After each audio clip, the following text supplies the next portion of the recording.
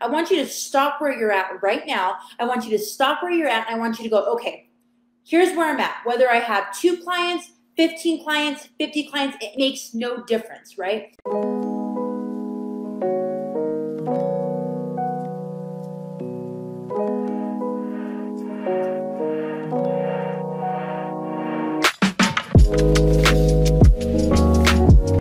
We go into stories, and I know Josh talks about stories all the time. And what we mean about stories is the aftermath of what happens. So let me give you a perfect example of a story versus what's so, and the conclusion that we draw towards that. So, a lot of you are in the process of gaining clients, building your agencies, and some of them are going really well, where others may be struggling. And that's okay, right?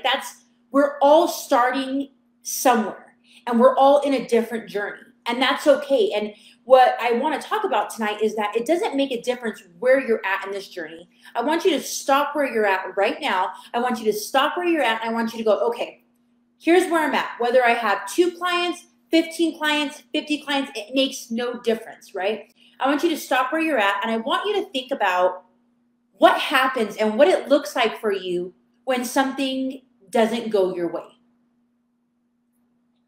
So that means we're going to think about that for a quick second. What is it that we do? What are the thoughts that enter our brain? What is it we tell ourselves when something gets stopped?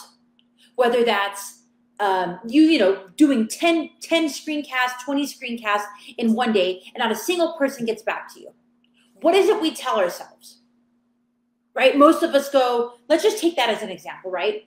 People are responding to my screencast. There's something that's going on there. There's stories we can tell ourselves. So typically when something doesn't go our way, we begin immediately jumping into who we are as people.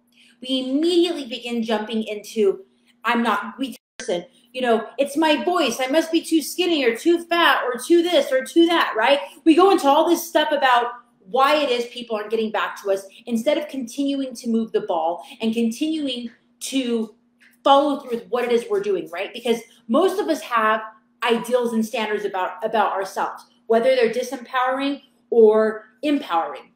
So let's just stop there, right? So when something happens inside of what we're doing, inside of our agency, inside of our everyday lives, what stories do we go into?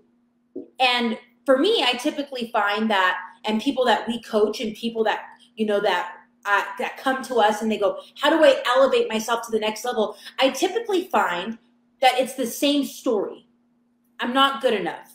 I don't have what it takes. I just don't have enough time in the day. And I want you to take a look at that, and I want you to go, okay, I see a pattern here. I see it's something I'm doing. There's something that I'm doing that isn't working. And leave it there. Leave it there and don't make it more than what it is, because when we do that inside of whatever it is in life, it typically disempowers us and it goes into a long rabbit hole of ineffectiveness versus just going, I shot those 10 screencasts and something didn't land. What was that we shot videos. What was the reality was we did something that was ineffective, or we didn't do enough of it, right? And so what I want to talk to you guys a little bit about inside of that is taking a different approach. What is the approach we can take that's effective to help us continue to grow on a day-to-day basis? And